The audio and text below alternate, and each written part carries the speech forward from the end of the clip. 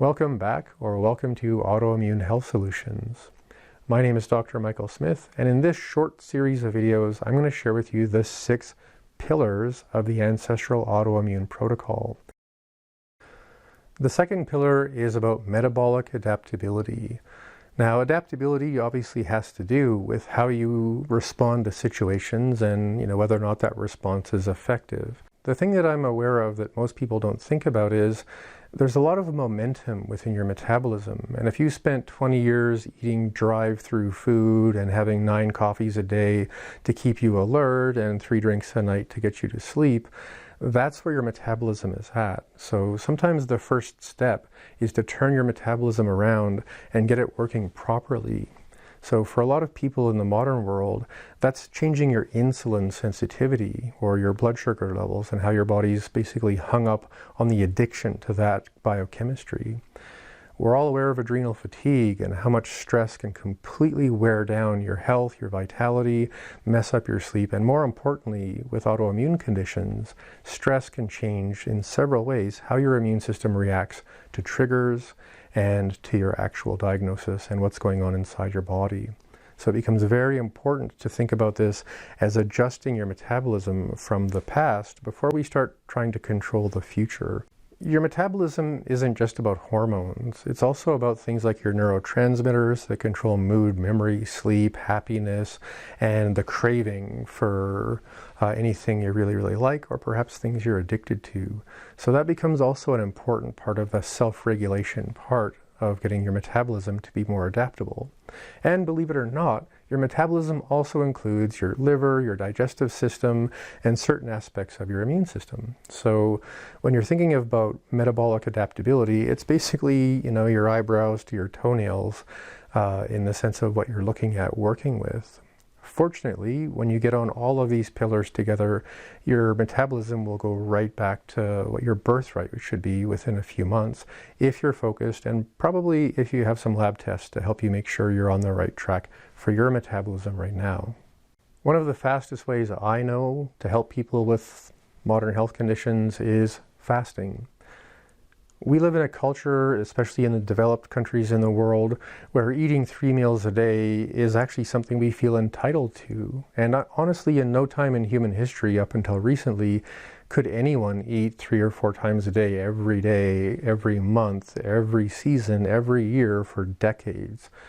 For most of human existence, most of evolutionary existence, there's been times of hunger, especially in spring. So it's actually a latent talent of your immune system to fast. And a lot of us have this fear we're just going to disappear. And because fasting has been a part of our evolution, we actually have internal components of our metabolism that protects us, if you're healthy, from losing a lot of muscle before you lose a lot of fat. So this isn't about fat loss, but it's just to give your mind a bit of ease around the belief that fasting is going to make you starve to death and lose all your muscle, especially if you're trying to stay fit. When we look at metabolic adaptability and the 4 phases, in phase 1, keep in mind we're trying to turn around your metabolism from whatever number of years you may have harmed your metabolism from eating processed foods or not getting enough sleep or too many stimulants or intoxicants. So the things we encourage people to try in that phase 1 metabolic adaptability process are things like sleep hygiene or using a sensory deprivation tank so that your body can experience deep states of restful stillness. And also assessing through lab tests the ratio of DHEA to cortisol. Now there's many other things that we look at in lab testing, but that's, I think, a pretty easy one for most patients to understand. DHEA helps your body repair itself in the sense of being anabolic or build more, and cortisol, when it's way out of balance with your DHEA, makes your body catabolic, which means you're using up your tissue faster than you can repair them. So this becomes an important strategy.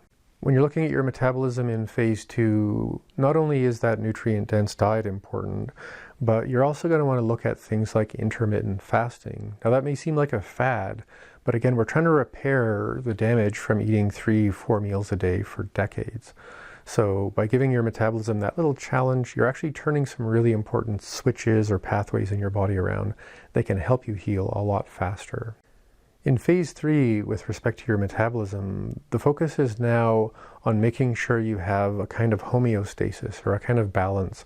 And again, this brings up more lab testing for people because we want to make sure that you have neurotransmitter balance, that you have hormonal balance, and also that you've taken the time to make sure your liver and your digestive system and your other organs are functioning well. And if not, you might want to spend some time focusing on supporting those specific parts of your metabolism to make sure that your health is becoming more abundant and more adaptable, because metabolic adaptability is meant to prepare you for a future that's less under control than it has been while you're on, a several-month protocol. When we look at phase 4 in your metabolism, we want to make sure that your body can respond to these challenges. And this is often when I put my patients through a glucose tolerance test to see how much more resilient they are now, usually about 3 or 4 months later, to things that actually will spike inflammation and spike insulin. It's a great strategy, and you can do it at home. All you need is a glucometer. At this point, it's also a good idea to get some baseline blood work just to check on inflammation, to check on your blood lipids, and also to make sure that you have all that nutrient density and those really good base amounts of things, again, like vitamin D, vitamin B12, and all of the things that people can run out of in a way that makes your health more precarious. Thanks for watching the video, and please hit that subscribe button, ring that little bell, share this with anyone you might think would need it. And more than anything, please leave a comment, or probably more important than that, leave a question for me as to what kind of videos you would like me to make to support you in your health. I'm actually having fun doing this now. I think I've got it kind of worked out. So let me know what you need a video on, and I'll do my best to put that in the pipe and get it back to you as soon as I can. Thanks for watching again, and have a great day.